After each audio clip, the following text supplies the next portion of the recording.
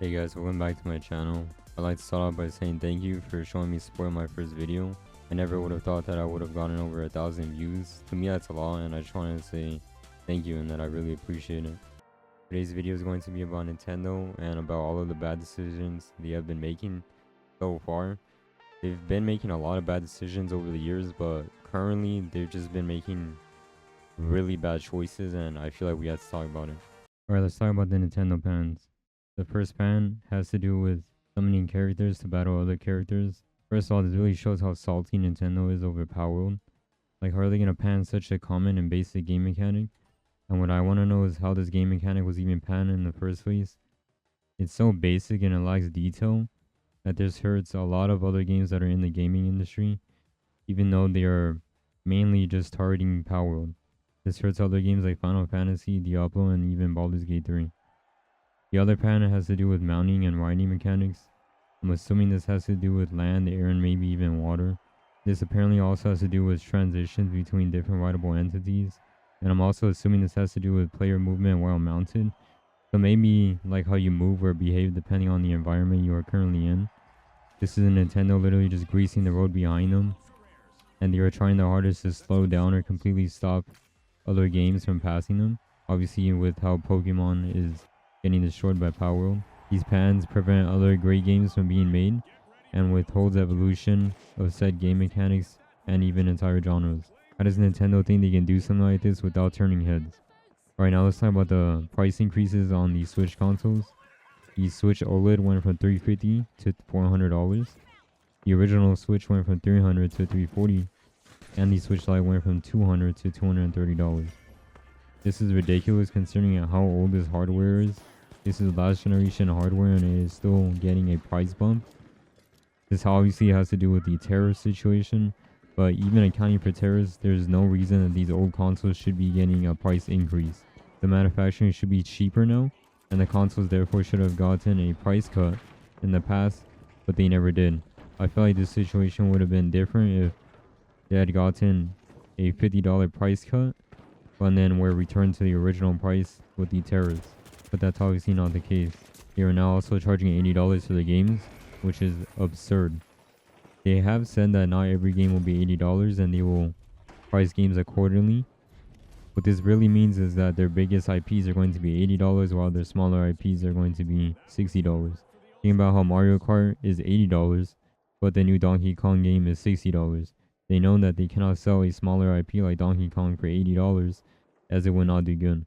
This would have been an easier pill to swallow if their games would go on sale, but their games obviously never go on sale.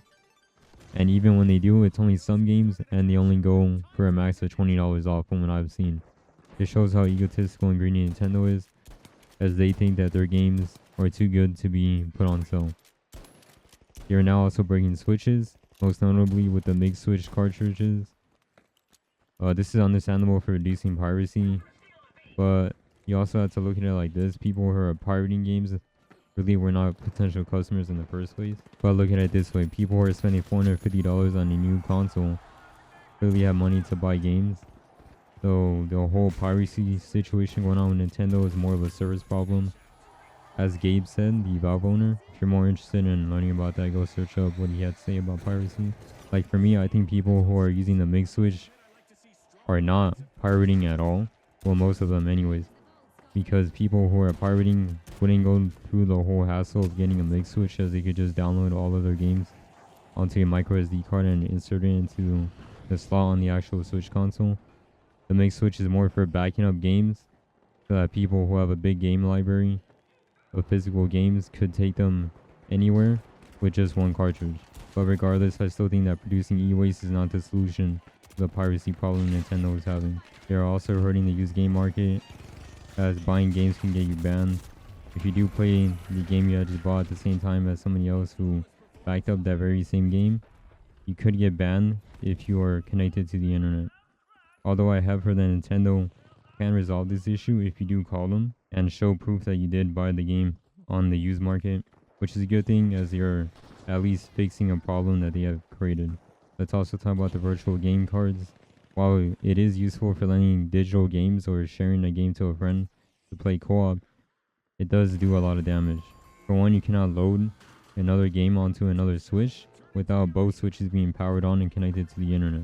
Although this doesn't affect a lot of their user base since most people only have one Switch, it can still be annoying if you do have, let's say, the new Switch 2 and the old Switch console, and you want to load a game that you have bought on the digital market, but in order to play it on your new Switch 2, you do have to load up your old Switch console and then connect it to the internet just so you could transfer over the digital cartridge, I guess. This is them just trying to prevent piracy, or really trying to prevent a user from having two versions of the same game on two different consoles, which really doesn't make sense since you paid for both consoles and you paid for the copy of the game, so you should be able to have both consoles loaded with the game. They are charging you for saving save data onto the cloud. Like even the Xbox 360 give you free cloud storage. While it wasn't that much, it still gave you some. This really just shows how much they're trying to pinch every single penny from their customers. They are also going to start charging you for the new C button on the Switch 2.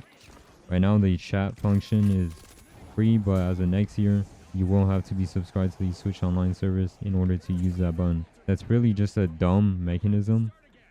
Because how are you going to have a physical button on the new Switch console and advertise it, but then you have to pay just to use that button and to make any use of it? Now the biggest issue to me is the console emulation for the old consoles. You cannot buy these games individually or the consoles individually. You have to be subscribed to the Switch Online service, and you have to pay $50 a year in order to have access to all of the consoles. That is just absurd, because if you've had that for a couple years, let's say even just 4 years, that's already $200 just to play old games on your Switch console.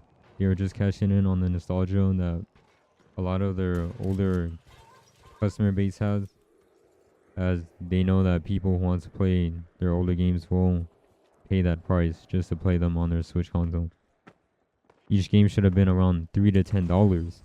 Or in my eyes, what they should have done is just offer the whole console emulation for a bundle price. So the NES and the SNES should have been like $10, and then the other consoles like the GameCube should be around $20. Because really what they're doing is they're just building the emulator, and then they're just giving you access to these games that were already made. They're not actually porting these games.